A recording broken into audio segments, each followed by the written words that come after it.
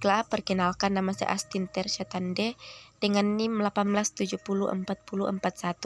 Pada kesempatan kali ini saya akan menjelaskan mengenai epidemiologi kanker prostat, kanker nasofaring, limfoma, kanker hati, dan leukemia. Kita masuk ke epidemiologi kanker prostat. Data epidemiologi menunjukkan bahwa kanker prostat adalah kanker non-kulit terbanyak pada pria. Menurut data global atau dunia pada tahun 2018 diperkirakan sebanyak 165.690 kasus kanker prostat baru ditemukan di Amerika Serikat. Kasus ini dialami oleh 1 dari 6 orang pria Kaukasia dan 1 dari 5 orang pria etnis Afrika Amerika. Pada tahun 2030 kasus kanker prostat diestimasi akan meningkat menjadi 1,7 juta kasus dan menyebabkan 499.000 kematian. Menurut data Indonesia berdasarkan data Departemen Kesehatan 2013, kasus kanker prostat memiliki prevalensi sebesar 0,2% di Indonesia. Prevalensi tertinggi ditemukan di Provinsi Sulawesi Utara dan Selatan, Daerah Istimewa Yogyakarta, serta Bali. Epidemiologi kanker nasofaring. Menurut data global atau dunia, angka insidensi kanker nasofaring di dunia kurang dari 1 per 100.000 setiap tahunnya.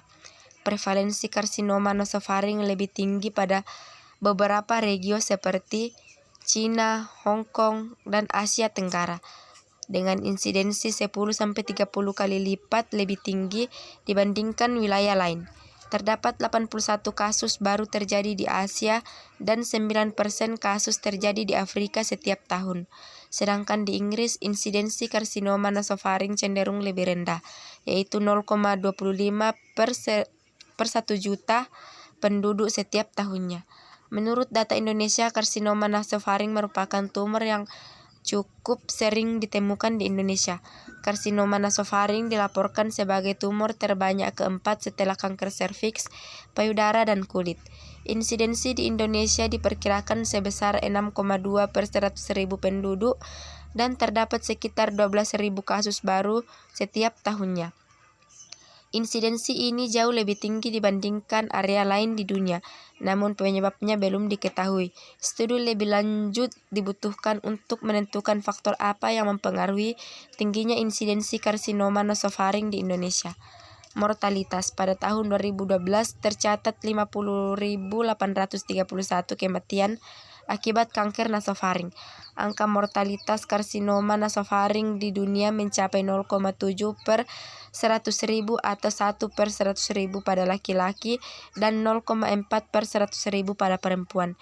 5 negara yang memiliki angka kematian tertinggi akibat karsinoma nasofaring adalah Cina dengan jumlah 21.300, Indonesia 7.391 kasus, Vietnam 2.885 kasus, India 2.836 kasus, dan Thailand 1.114 kasus.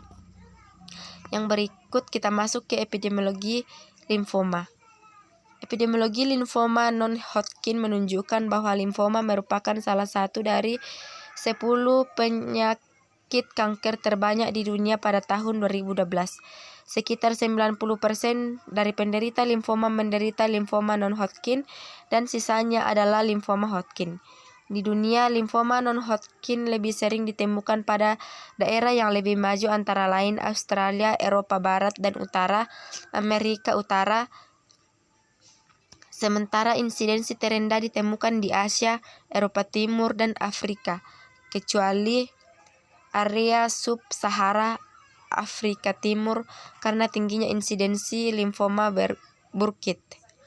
Di Indonesia, berdasarkan riset kesehatan dasar tahun 2013, didapatkan prevalensi penderita limfoma berdasarkan hasil wawancara mengenai diagnosis limfoma oleh dokter.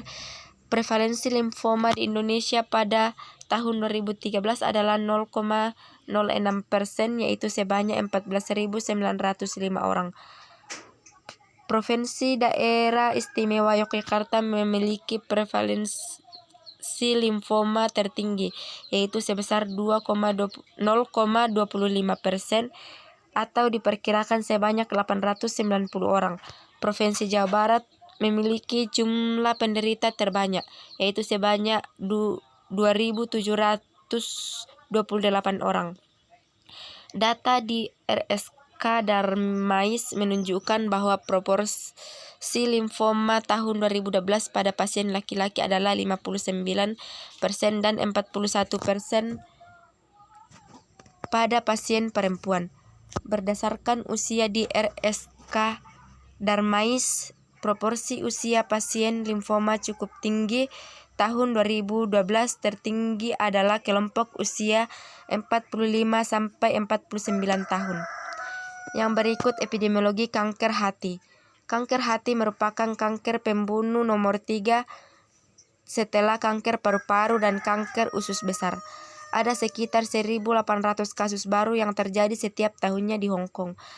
Dari semua kasus baru yang terjadi, 75% diantaranya adalah pria, dengan rata-rata kemunculan penyakit pada usia 63 hingga 69 tahun. Penyakit ini relatif lebih sulit untuk disembuhkan karena kanker hati biasanya didiagnosis pada stadium menengah atau akhir, sehingga memengaruhi tingkat kesembuhannya. Slogan "mencegah lebih baik daripada mengobati" merupakan hal terbaik yang bisa dilakukan. Pastikan diri Anda sudah mendapatkan vaksinasi hepatitis B. Dengan penderita hepatitis B harus melakukan pemeriksaan kesehatan secara berkala untuk memeriksa apakah terdapat tanda-tanda tumor di hati. Yang berikut epidemiologi kanker leukemia.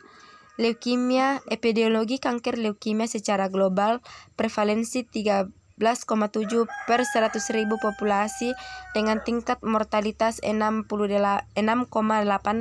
per 100.000 populasi per tahun.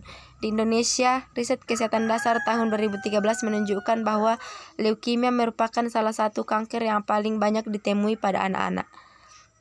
Menurut data statistik kanker surveillance, epidemiologi and Result Program National Center Institute, prevalensi leukemia sebesar 13,7 per 100.000 populasi per tahun, dan jumlah kematian leukemia sebesar 6,8 per 100.000 populasi per tahun. Pada tahun 2017 diperkirakan sebanyak 62.130 kasus baru leukemia dan 24.500 orang akan meninggal karena leukemia. Leukemia berada di urutan ke-9 dilihat dari prevalensi kejadiannya, yaitu sebesar 3,7% dari seluruh kanker di United States. Demikian penjelasan mengenai epidemiologi dari saya dan terima kasih.